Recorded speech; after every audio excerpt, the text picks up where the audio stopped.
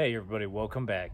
Today we're going to be working on our cheap 2011 Toyota Camry. We're going to be doing the valve cover gasket, spark plugs, and a few little things like that. Alright, so first we took our plastic engine cover off here. I've already pressure washed and cleaned this for the most part, so it's pretty well clean. I don't have to worry about debris getting into what I'm doing. From there, we're going to disconnect the negative side of our battery. And we will do the 10mm here to pop this little air filter piece off, just because that'll be in the way. From there, we'll start undoing the harness. All right, so just like that, we disconnected our battery. We took our little breather box off the intake here. We removed this hose, if you can see that. Goes right in there, right in here. There's two clamps, one on either end. It comes off. We removed all our clips. They are extremely brittle and broken. I knew better, but I think I'm gonna have to go ahead and order a fourth, just because that is not gonna work for us. Our VVT and our cam plugs came off perfect, no issue there. This one right here, extremely brittle. It pretty much exploded in my hand when I pinched it. So from there, I took the 10mm nut off our alternator, the 10mm bolt off the bracket for the harness. I put the bolt back in for right now. And then we pop this little cover off this plug, and it's just right in the side. You pinch it and pull it off. So that's how we got to this point. Now we are probably going to go ahead and take off the 10mm nuts that hold our wiring harness on here,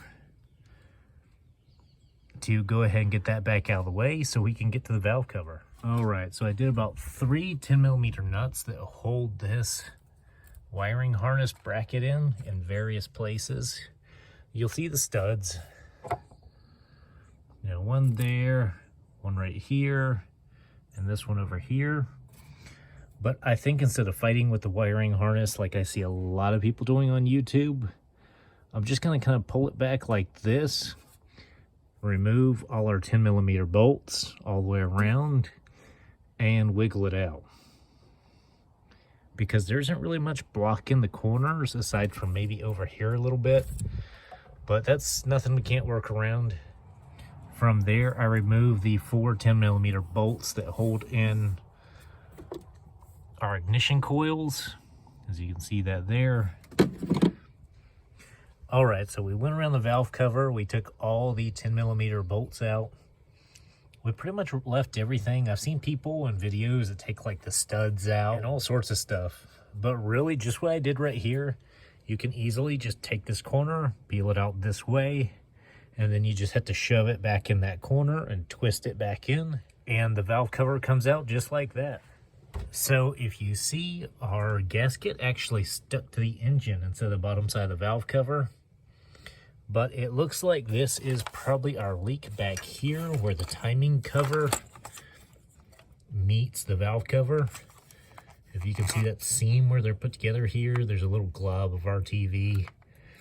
So I might put a little bit more RTV, clean this off, put some more. Same thing up here on the front side, because I believe that's a good part of what our leaks are. All right, so I told you about our VVT issues, how I cleaned out the solenoid and it started doing a whole lot better, but I believe it could be a good bit of the oil distribution in there as well. I guess on these Toyotas, they have a gasket that goes into the VVT solenoid area. One was kind of crusty. You can see there's a good bit of oil buildup in there, so that's probably not so good. As well as our front gasket here is just crushed and flat, and they're all kind of dry and brittle. Pretty much most of the gaskets on here are. So that's why we're replacing what we are, and this car should be doing a whole lot better afterwards. All right, so we put it back together just like we took it apart. We torqued all our valve cover bolts down to 106 inch-pounds, you know, crisscross pattern. Put our harness back in, snapped it back in, tightened our 10mm nuts back down, plugged everything back in. We're gonna order a new plug for right here. as well as our one cam sensor back here. This one's broken. And we're gonna go ahead and order a fourth for this one for our ignition coil. These things are just brittle, they break. I guess that's why they were zip tied on to begin with. And these are our spark plugs that came out. We're gonna go back in with some NGKs. All right, so we got it all back together, all buttoned back up.